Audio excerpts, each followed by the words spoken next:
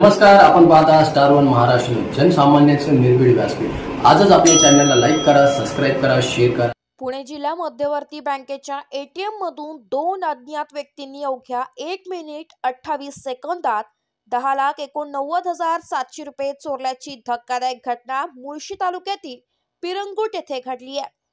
चोरट्यांनी चावीचा वापर करून कोणतीही हत्यार न वापरता चोरी केली आहे।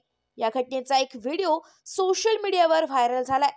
पोलिसांनी अज्ञातांविरुद्ध गुन्हा दाखल केलाय। स्टार वन महाराष्ट्र न्यूज साठी प्रतिनिधी राजेंद्र सोनवलकर, पुणे।